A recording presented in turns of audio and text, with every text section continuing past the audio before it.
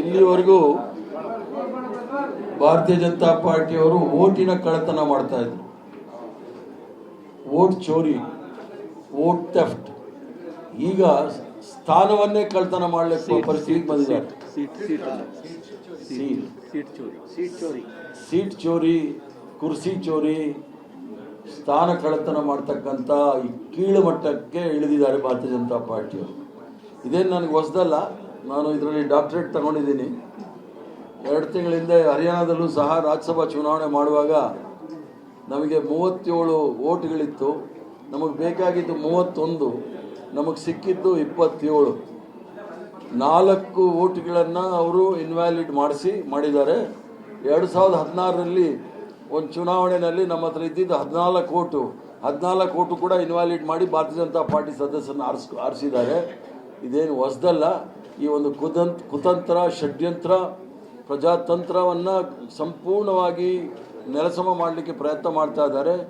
ಸಂವಿಧಾನವನ್ನು ಮೀರಿ ಕೆಲಸ ಮಾಡಲಿಕ್ಕೆ ಪ್ರಯತ್ನ ಮಾಡ್ತಾ ಇದ್ದಾರೆ. ಇದರ ನಾವು ಒಂದು ಬಲಯುತವಾಗಿ ಅದನ್ನು ಖಂಡನೆ ಮಾಡ್ತೇವೆ. ಇಲ್ಲಿವರೆಗೂ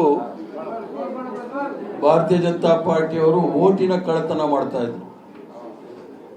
ವೋಟ್ ಚೋರಿ, ವೋಟ್ ಥೆಫ್ಟ್. ಈಗ ಸ್ಥಾನವನ್ನೇ ಕಳ್ಳತನ ಮಾಡಲಿಕ್ಕೆ ಪರಿಸ್ಥಿತಿಗೆ ಬಂದಿದ್ದಾರೆ.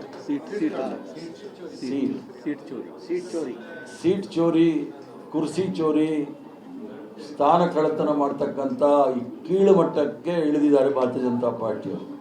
ಇದೇನು ನನಗೆ ಹೊಸದಲ್ಲ. ನಾನು ಇದರಲ್ಲಿ ಡಾಕ್ಟರೇಟ್ ತಗೊಂಡಿದ್ದೀನಿ. 2 ತಿಂಗಳ ಹಿಂದೆ ಹರಿಯಾಣದಲ್ಲೂ ಸಹ ರಾಜ್ಯಸಭಾ ಚುನಾವಣೆ ಮಾಡುವಾಗ ನಮಗೆ 37 ಓಟ್ಗಳಿತ್ತು. ನಮಗೆ ಬೇಕಾಗಿದ್ದು 31, ನಮಗೆ ಸಿಕ್ಕಿದ್ದು 27.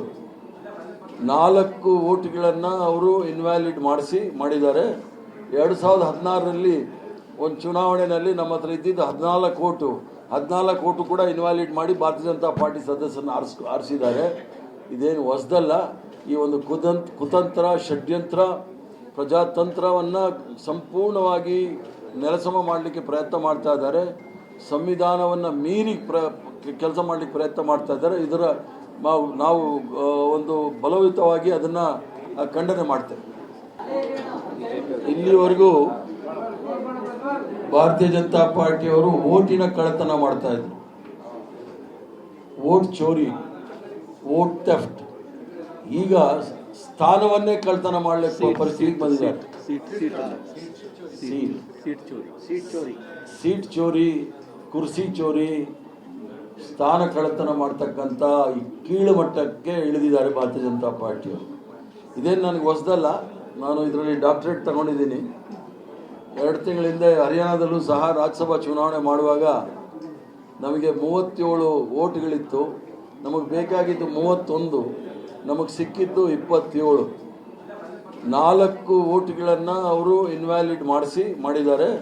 2016ರಲ್ಲಿ ಒಂದು ಚುನಾವಣೆಯಲ್ಲಿ ನಮ್ಮ ಹತ್ರ ಇದ್ದಿದ್ದು 14 ಓಟು ಕೂಡ ಇನ್ವ್ಯಾಲಿಡ್ ಮಾಡಿ ಭಾರತೀಯ ಜನತಾ ಪಾರ್ಟಿ ಸದಸ್ಯರನ್ನು ಆರಿಸಿದ್ದಾರೆ. ಇದೇನು ಹೊಸದಲ್ಲ. ಈ ಒಂದು ಕುತಂತ್ರ, ಷಡ್ಯಂತ್ರ, ಪ್ರಜಾತಂತ್ರವನ್ನು ಸಂಪೂರ್ಣವಾಗಿ ನೆಲಸಮ ಮಾಡಲಿಕ್ಕೆ ಪ್ರಯತ್ನ ಮಾಡ್ತಾ ಇದ್ದಾರೆ. ಸಂವಿಧಾನವನ್ನು ಮೀರಿ ಕೆಲಸ ಮಾಡಲಿಕ್ಕೆ ಪ್ರಯತ್ನ ಮಾಡ್ತಾ ಇದ್ದಾರೆ. ಇದರ ನಾವು ಒಂದು ಬಲಯುತವಾಗಿ ಅದನ್ನು ಖಂಡನೆ ಮಾಡ್ತೇವೆ.